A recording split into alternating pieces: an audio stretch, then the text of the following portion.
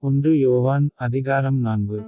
பிரியமானவர்களே, உலகத்தில் அநேகங் கள்ளத்தீர்க்கதரிசிகள் தோன்றியிருப்பதினால், நீங்கள் எல்லா ஆவிகளையும் நம்பாமல், அந்த ஆவிகள் தேவனாலுண்டானவைகளோ என்று சோதித்தறியுங்கள்.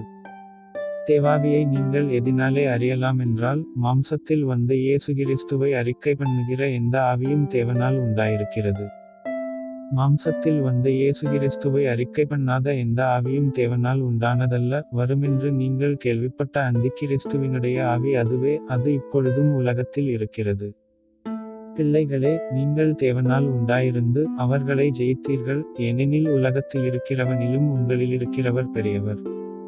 அவர்கள் உலகத்துக்குரியவர்கள், ஆகையால் உலகத்துக்குரியவைகளைப் பேசுகிறார்கள், உலகமும் அவர்களுக்குச் செவிகொடுக்கும். நாங்கள் தேவனால் உண்டானவர்கள், தேவனை அறிந்தவன் எங்களுக்குச் செவிகொடுக்கிறான், தேவனால் உண்டாயிராதவன் எங்களுக்குச் செவிகொடுக்கிறதில்லை. இதனாலே சத்திய ஆவி இன்னதென்றும், வஞ்சகாவி இன்னதென்றும் அறிந்திருக்கிறோம்.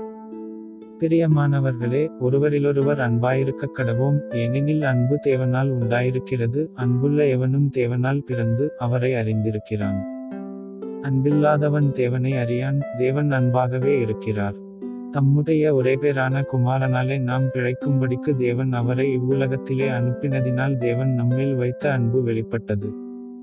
நாம் தேவனிடத்தில் அன்பு கூர்ந்ததினால் அல்ல, அவர் நம்மிடத்தில் அன்பு கூர்ந்து, நம்முடைய பாவங்களை நிவிர்த்தி செய்கிற கிருபாதாரபலியாக தம்முடைய குமாரனை அனுப்பினதினாலே அன்பு உண்டாயிருக்கிறது.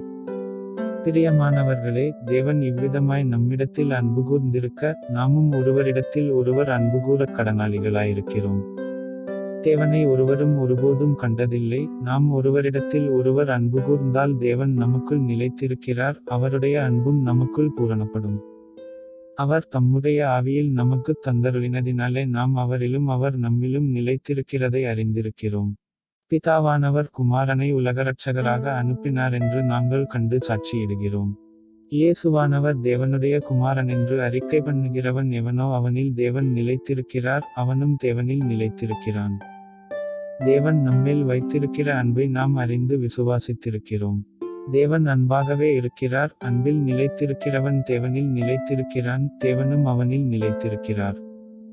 நியாயத்தீர்ப்பு நாளிலே நமக்குத் தைரியமுண்டாயிருக்கத்தக்கதாக அன்பு நம்மிடத்தில் பூரணப்படுகிறது, ஏனென்றால் அவர் இருக்கிற பிரகாரமாக நாமும் இவ்வுலகத்தில் இருக்கிறோம். அன்பிலே பயமில்லை, பூரண அன்பு பயத்தைப் புறம்பே தள்ளும். பயமானது வேதனையுள்ளது, பயப்படுகிறவன் அன்பில் பூரணப்பட்டவன் அல்ல.